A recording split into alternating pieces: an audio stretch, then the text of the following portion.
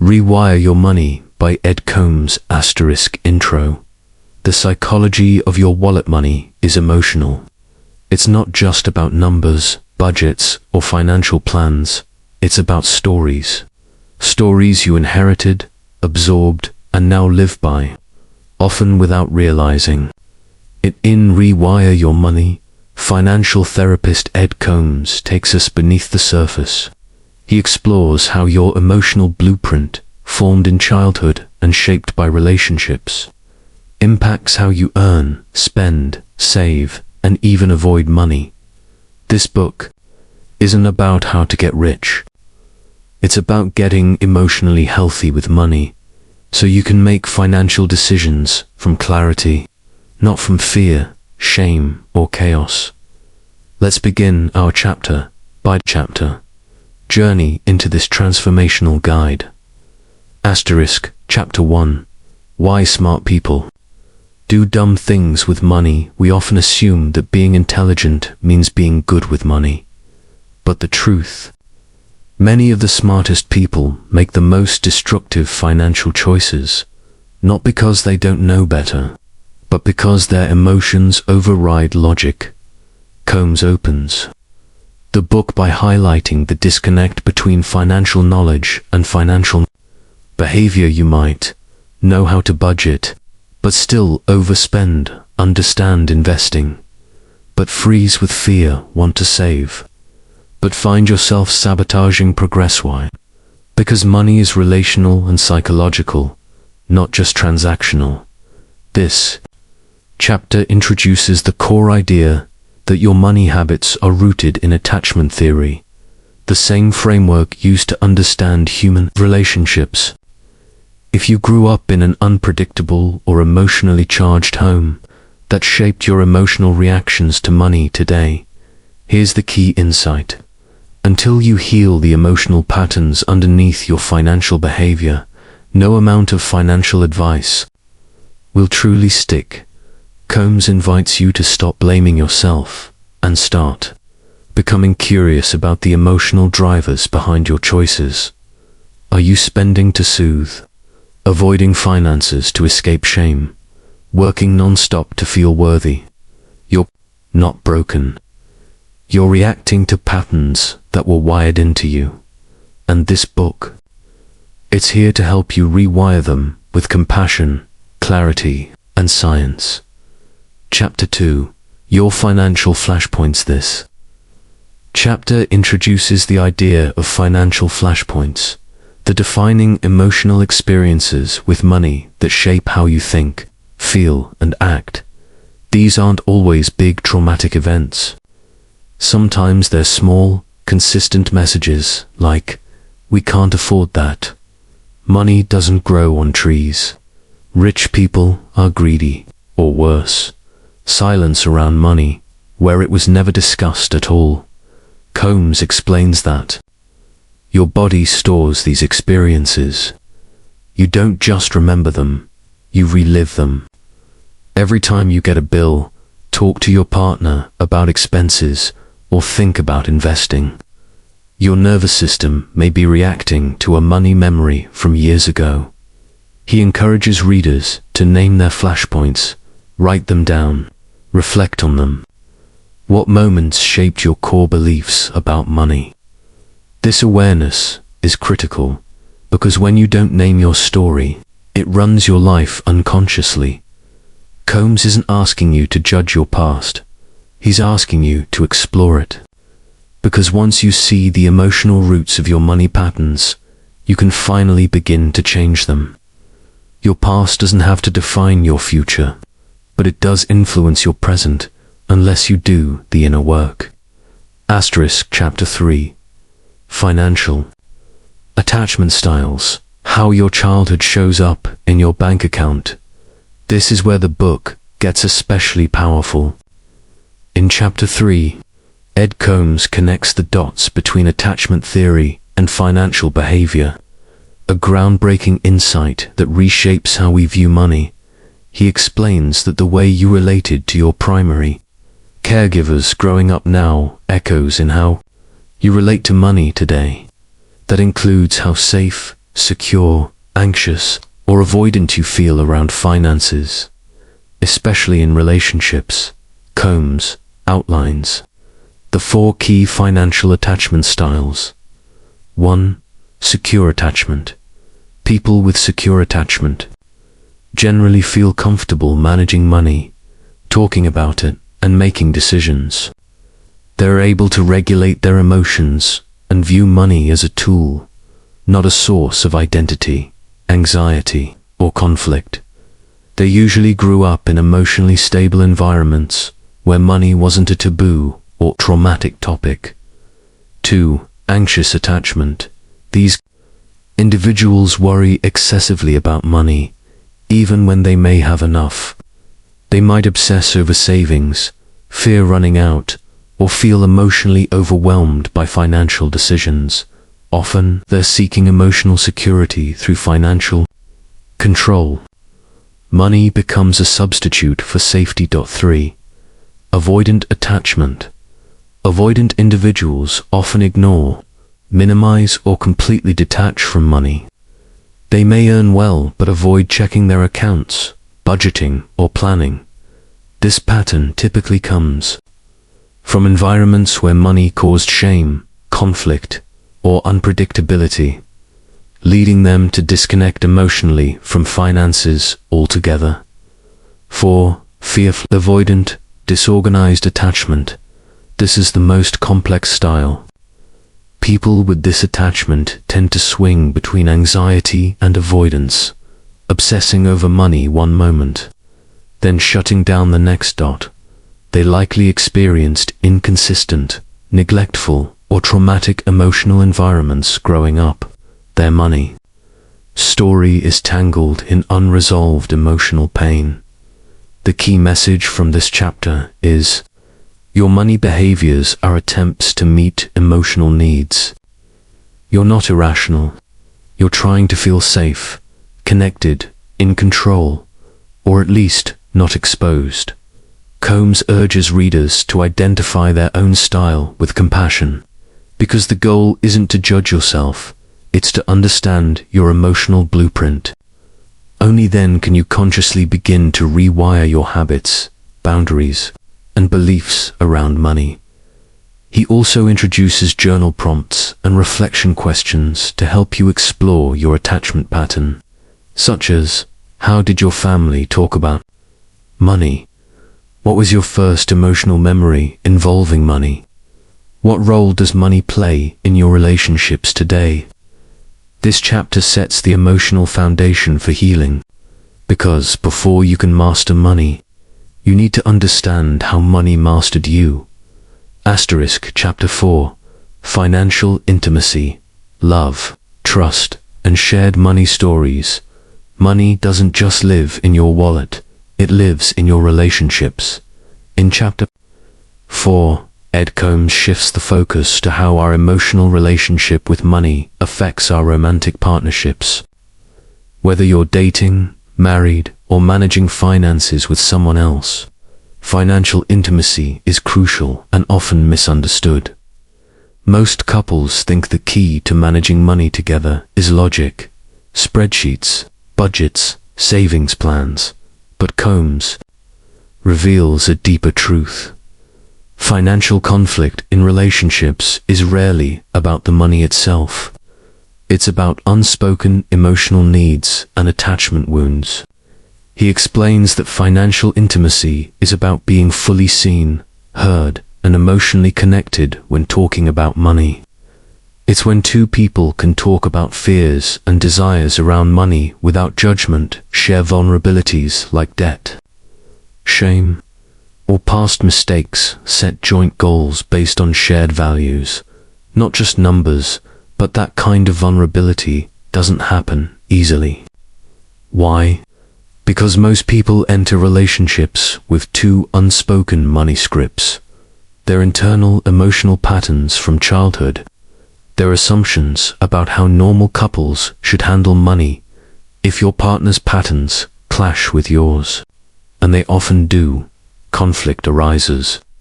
For example, an anxious partner may want total control over spending, An avoidant partner may resist talking about money altogether. A secure partner may feel stuck between trying to fix both.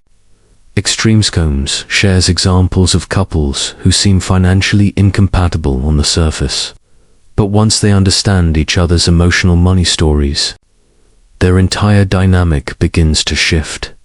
He encourages couples to ask each other powerful, connecting questions like, what messages did you hear about money growing up? How did your parents handle financial stress? What financial fears are hardest for you to talk about? What does enough feel like to you? These conversations create emotional safety, which is the foundation of all financial planning in relationships.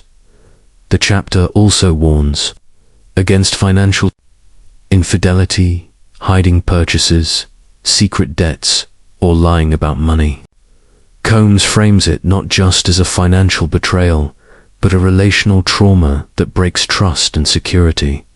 But healing is possible.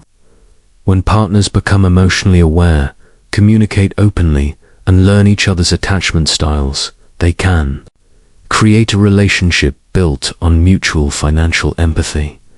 This isn't about being perfect with money. It's about becoming emotionally fluent, so you can build wealth together instead of fighting in financial isolation. Key insight: to build a healthy financial future with someone, you need more than shared goals. You need shared vulnerability. Chapter 5. Rewiring your financial brain from reaction to intention. In Chapter 5, Ed Coambs brings in the science, and it's absolutely fascinating. He explores how our brains are literally wired to repeat financial habits, and how we can intentionally rewire those patterns. At the core of this chapter is the concept of neuroplasticity, the brain's ability to change and adapt in response to new experiences, thoughts, and behaviors. This means your financial behaviors aren't fixed. Even deeply ingrained money habits can be transformed, but first, you need to understand what's happening in your brain when you interact with money. The emotional brain versus the rational brain. When you see a bill, open a bank app, or get into a financial argument, you're often not thinking with your rational, logical prefrontal cortex. Instead, your limbic system, the emotional brain, takes over.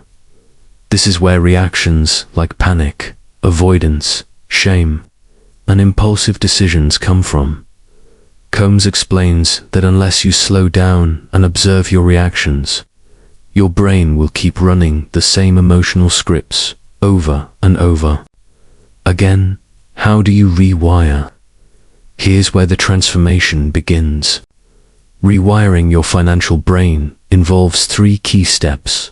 1. Awareness. You must start noticing the moment-to-moment emotional shifts that happen when you engage with money. Are you tensing up, zoning out, feeling guilty? Track these responses like a scientist. Use tools like journaling emotional triggers around money, pausing before financial decisions, naming your body's reactions. 2. Reflection. Ask yourself, where did this reaction come from? Is this an echo from a childhood belief, a relational pattern, a trauma response? By reflecting with curiosity, not judgment, you start to detach your identity from your reaction. You are not your fear. You are not your bank balance. You are the one observing the pattern. 3. Repetition. Change happens through deliberate repetition. You create new money habits, not by force, but through gentle, consistent practice. This might look like creating a financial ritual, for example, checking your bank account weekly while calm, replacing shame-based self-talk with compassionate reframing, practicing money exposure, gradually facing avoided financial tasks with support. Combs highlights that rewiring your financial brain is not about perfection. It's about gradually shifting from unconscious emotional reactivity to conscious, values-driven financial behavior. He even suggests pairing this work with therapy, coaching, or support groups, because money healing is often too big a job to do alone. Key insight: you don't rise to the level of your financial goals. You fall to the level of your emotional wiring unless you rewire it. Chapter 6. Money, Identity, and Self-Worth. Who are you without the dollar signs? In Chapter 6, Ed Coambs challenges us to look deeper than numbers, deeper than spending, saving, or strategy. He invites us to explore the link between money and self-worth, how we unconsciously use finances to define who we are. Money is not just a reflection of how much you earn, it's a mirror for how much you believe you're worth. The Money Identity Loop. Coambs explains that many people tie their identity directly to their financial situation, and this can show up in two main ways. Over-identification. Some people build their self-worth around how much they have. They chase income, status, luxury, and achievement to feel enough. If the money disappears, so does their sense of value. This is often driven by performance-based love. Growing up, the belief that I'm only worthy if I succeed. Under-identification. Others feel deep shame or guilt around money, especially if they've struggled financially. They may avoid wealth or success because deep down they feel they don't deserve it. This often stems from early emotional neglect, lack of affirmation, or inherited scarcity mindsets. Money, in both cases, becomes a substitute for emotional validation. It becomes the measure of how good, safe, or lovable someone feels, rather than just a neutral tool for life. Coambs warns that tying identity to money is dangerous because money fluctuates, jobs are lost, economies shift, bank accounts rise and fall. And if your self-worth is tethered to those numbers, your confidence crashes with them. Building a healthier identity. The goal, Coambs says, is to depersonalize money, to stop equating your bank balance with your value as a human being. That begins by affirming your worth before the paycheck, before the house, before the success. And it also means recognizing that your past, whether you grew up rich, poor, or somewhere in between, does not define your ceiling. He encourages readers to create a new financial identity rooted in emotional resilience, self-compassion, growth mindset, clear values. This chapter includes powerful journal prompts like, what messages did I absorb about what made someone valuable? How have I used money to seek approval or avoid rejection? Who am I becoming beyond my financial performance? The goal is to reclaim your self-worth, not as something earned, but as something inherent. Key insight: the most valuable thing you can ever own is the belief that you're enough, with or without money. Chapter 7. Earning, Spending, Saving, the Emotional Cycle. At first glance, earning, spending, and saving seem like simple behaviors. We earn money, we spend on needs and wants. We save for the future. Right, but Ed Coambs invites us to look again. Every financial decision is also an emotional decision, even the ones you think are logical.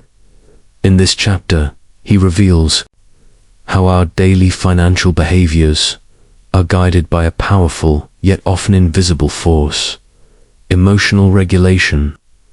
That is, we use money to feel safe, in control, valued, or relieved, often without realizing it. 1. Earning, the emotional driver. Many people attach their identity and worth to how much they earn. While earning money is a necessity, the emotional driver behind it can vary. Some chase high income for validation, If I earn more, I'll finally be enough. Others avoid negotiating or asking for more because they fear rejection or don't believe they deserve it. Coambs helps readers explore how childhood experiences with praise, punishment, or scarcity shaped their beliefs about what they're allowed to earn. 2. Spending the emotional release. Spending is one of the most emotionally charged behaviors, and for good reason. For many people, spending is tied to comfort. I've had a hard day. I deserve this. Control. At least I can buy what I want, even if life feels chaotic. Status. If I wear this, drive this, own this, I'll matter. Avoidance. Spending feels better than facing my anxiety. Impulse buying and overconsumption are rarely about the item itself. They're about a temporary emotional fix. Coambs doesn't shame this. He invites you to become curious. What emotion are you truly trying to soothe with your spending? 3. Saving the emotional safety net. Saving is often framed as the most responsible habit, but even this can carry emotional weight. Some people save compulsively, not out of discipline, but out of fear. For others, saving feels impossible, not because they can't, but because they don't believe they're worth planning for. If you've never felt safe, saving will feel foreign, even threatening. This emotional link to saving is often rooted in family modeling. If you grew up watching money disappear quickly or never discussed, the concept of building wealth may feel out of reach, unfamiliar, or unsafe. The loop, react, gives spend, gives regret, gives repeat. Coambs explains how the emotional money cycle often works like this. A trigger: stress, insecurity, conflict, and action. Spend, avoid, overwork, a reaction: regret, shame, confusion. A repetition of the same pattern, lest you break this cycle by inserting awareness. The loop continues endlessly, no matter how much you earn. Tools for rewiring the cycle: practice pausing before every money decision. What emotion am I trying to regulate right now? Create a spending compass based on your values, not your feelings. Build rituals around intentional saving, even in small amounts, to rewire your brain toward future-focused safety. Key insight: you don't need to be perfect. With money, you need to be present, so your emotions stop running the show. Chapter 8: Financial Healing and Forgiveness. Letting go of shame and starting fresh. By this point in the book, you've explored your financial patterns, attachment, style, emotional habits, and core beliefs. Now, Ed Coambs leads you to the heart of the healing process: forgiveness of others, and perhaps most importantly, of yourself. You cannot build a new financial future while dragging around the weight of past shame. The weight of financial shame. Shame is one of the most corrosive emotional forces around money. Unlike guilt, which says I did something wrong, shame says I am wrong. And that belief sits silently at the root of so many financial struggles. Debt you feel embarrassed about, overspending you try to hide, earning less than you think you should, past financial decisions that still haunt you. Shame freezes progress. It tells you you're too late, too stupid, too far gone. And the worst part, it often didn't even start with you. It was passed down, inherited, absorbed. Forgiving your financial past. Coambs invites readers to revisit the pivotal money moments in their past that are still wrapped in guilt, regret, or self-loathing, and to look at them through a new lens. Instead of asking, "Why was I so dumb?" ask, "What was I trying to cope with, protect, or survive?"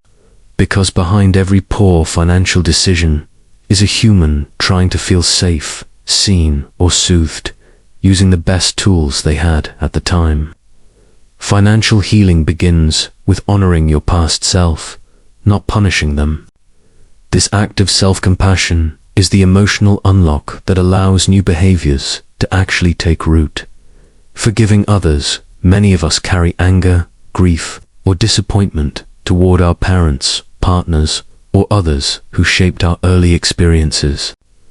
With money, maybe they shamed you for asking questions, created fear or scarcity in the home, lied, withheld, or exploded in financial conversations, modeled reckless or controlling behavior. You're allowed to grieve that. You're allowed to name it.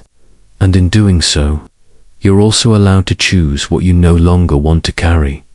Forgiveness doesn't mean excusing their behavior. It means freeing yourself from the emotional loops they left behind. Exercises for financial forgiveness. Coambs suggests gentle but powerful practices. Write a letter to your younger self. From a place of love and protection, write, but don't send a letter to someone who harmed your money story. Start a fresh start ritual, a symbolic act to mark the beginning of your new financial identity.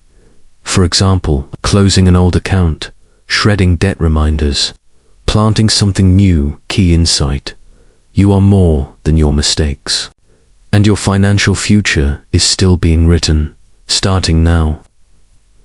Chapter 9: Creating a financial vision rooted in emotional clarity.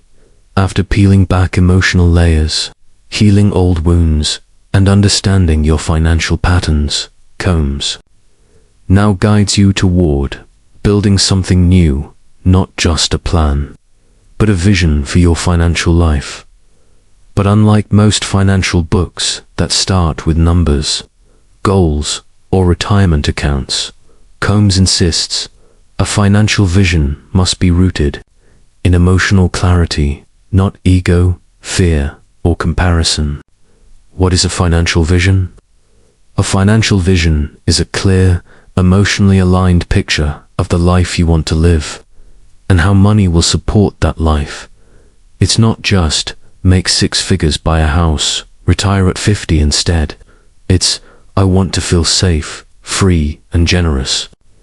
I want to create a life where I can prioritize my values. I want to use money to support deeper connection and purpose. When your vision is built on emotional truth, you're far more likely to stick with it, because it's not just a plan, it's personal transformation. Step 1. Define your emotional money value. Coambs asks you to identify the core feelings and values you want money to support. Is it freedom, stability, adventure, generosity, legacy? How do you want to feel when you manage money each day? He recommends journaling and visualizing, not just thinking about what you want, but why you want it. This process creates an internal compass to guide your decisions. Step 2. Write your financial vision statement. Coambs encourages readers to write a 1-page vision statement for their future. It should include your desired emotional relationship with money, the kind of habits and choices you want to make, what success looks and feels like in your own words, how you'll treat yourself and others in the process. Here's a sample framework. I envision a life where money supports my deepest values: connection, creativity, and peace. I make financial decisions from a place of confidence and clarity. I no longer avoid or obsess over money. I use it to build, serve, and grow. This becomes a living document, something to revisit, refine, and embody as you evolve. Step 3. Align your habits with your vision. Once the vision is written, Coambs urges you to start aligning your day-to-day behaviors with it. That might mean automating savings, even in small amounts, having monthly emotional check-ins with your partner, blocking time to review spending with compassion, not criticism, saying no to opportunities that don't serve your values, even if they pay well. This alignment is how transformation happens, not overnight, but over time. Beware of comparison and perfectionism. One of the biggest threats to a healthy financial vision is comparing your journey to others. Social media, family expectations, or peer pressure can distort your values. Coambs reminds us, your financial vision is valid, even if it looks nothing like anyone else's. Key insight: when money follows clarity, not fear, you build a life you actually want, not one you have to recover from. Chapter 10. Practicing financial self-care. Protecting your inner and outer wealth. We're retaught to care for our physical health. We're told to care for our mental health. But how often do we think about financial self-care? In this chapter, Ed Coambs introduces a powerful idea. Caring for your finances is not just about discipline, it's about emotional regulation, boundaries, and self-respect. Financial self-care is the practice of tending to your money in ways that support your emotional, relational, and psychological well-being. It's not about treating yourself every weekend, nor is it about endlessly restricting yourself. It's about creating a financial ecosystem that nurtures both your emotional safety and your long-term goals. Emotional regulation. As self-care, money is one of the most common sources of chronic stress, but it doesn't have to be. Coambs suggests building simple emotional practices around money, such as mindful money check-ins. Take 5 minutes weekly to notice how your body feels as you check your finances. Non-judgmental reflection. When reviewing spending, ask, what was I feeling when I made this decision? Instead of, why did I mess up again? Positive reinforcement. Celebrate small wins, paying off a small debt, saying no to an impulse buy, having a money talk without shutting down. These practices help calm the nervous system and reduce avoidance, shame, and reactivity. Practical tools of financial self-care. Coambs provides actionable habits that serve as financial self-care anchors. 1. Automate your essentials. Set up auto transfers for bills, savings, and investing. Automation reduces decision fatigue and emotional friction. It's one of the kindest things you can do for your future self. 2. Create money rituals. Designate time for money care, like Sunday night reviews or monthly reflection dates. With your partner, add something comforting to the experience. Music, quiet space. 3. Set boundaries. This includes boundaries with yourself, for example. Defining clear limits on spending categories. Others, for example. Saying no to financial favors. Or group pressure. Technology, for example. Limiting exposure to consumer-driven content. Boundaries create freedom, not restriction. Self-talk equals self-care. Of the most overlooked aspects of financial healing is the way you talk to yourself about money. Instead of, I suck at saving, try, I'm learning how to create a new relationship with saving. Instead of, I'll never get ahead, try, I'm moving forward, even if it's slow. Financial self-care means treating your internal dialogue with the same care you would offer to someone you love. Coambs' reminder: money doesn't heal everything. This chapter ends with an important grounding truth. Money is important, but it's not everything. It can't solve loneliness. It won't fix broken relationships. It won't create peace if your inner world is chaotic. Financial self-care isn't about chasing wealth. It's about cultivating emotional safety, clarity, and purpose, no matter your current income or assets.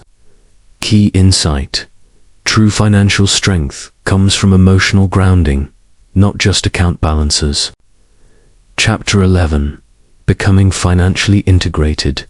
The new you. After diving deep into your money story, your past, patterns, wounds, behaviors, relationships, and values, Ed Coambs closes the book with a call to action. Integration is where healing becomes wholeness. In this final chapter, Coambs defines financial integration as the process of aligning your inner emotional world with your outer financial decisions. It's not about perfection, it's about wholeness, about making money choices that reflect your emotional awareness, values, and evolving identity. What does integration look like? It doesn't mean you'll never feel anxious about money again. It doesn't mean you'll always budget perfectly or never overspend. Instead, integration looks like pausing and reflecting before acting on financial impulse, talking to your partner about money without panic or avoidance, making a big decision and knowing it's aligned with your deeper values. Forgiving yourself when you fall back into an old pattern and gently course-correcting it means money becomes a tool, not a trigger. Building the integrated financial self. Coambs outlines 4 core pillars of the integrated financial self. 1. Emotional awareness. You know how money makes you feel, and you don't run from those feelings. You make room for them, explore them, and use them as signals, not enemies. 2. Secure attachment to money. You no longer over-identify or under-identify with money. You can talk about it, manage it, and share it without shame or control. It no longer defines you, it supports you. 3. Relational transparency. You have honest, compassionate, financial conversations with those around you. You no longer hide or explode, you connect. Financial intimacy becomes part of emotional intimacy. For purpose-driven action, your goals are aligned with your values. You aren't just chasing money, you're using it to live out your purpose and support what matters most to you. Integration is a lifelong practice. Coambs emphasizes that integration is not a finish line, it's a daily decision. Lifelong journey of emotional, psychological, and financial growth. It's choosing awareness over autopilot, values over fear, connection over secrecy, healing over hiding. Who you become matters more than what you earn. This chapter isn't about wrapping everything in a bow. It's about acknowledging that real financial transformation isn't just about strategy. It's about becoming someone new, someone more grounded, conscious, and compassionate with money. Final insight. The greatest return on investment comes not from your portfolio, but from the inner work of emotional clarity, relational healing, and aligned action. So, what if your struggles with money were never just about math? What if they were about memory, emotion, identity, relationship? And what if the real transformation begins not with the perfect financial plan, but with emotional healing? Rewire Your Money by Ed Coambs shows us that to change your money habits, you have to change your emotional wiring. To step into financial freedom, you first have to step into self-awareness. And to build real wealth, you have to believe your worth. It even before the bank balance reflects it. This isn't a one-time shift. It's a lifelong practice, a new lens, a new language, a new legacy. So if you're walking away from this summary with clarity, insight, or even just a little more compassion for yourself, you're already rewiring. Asterisk, what was your biggest takeaway from this book? Was it your attachment style? Your financial flashpoints? The idea of emotional integration? Drop it in the comments. We'd love to hear what hit home for you. If this summary gave you value, like the video. Subscribe to BookMind for weekly summaries that help you grow emotionally, financially, and mentally. And if you want more psychology-driven book breakdowns, check out our Power of Now and Can't Hurt Me summaries, linked below. Until next time, stay conscious, stay curious, and remember, the real work begins within.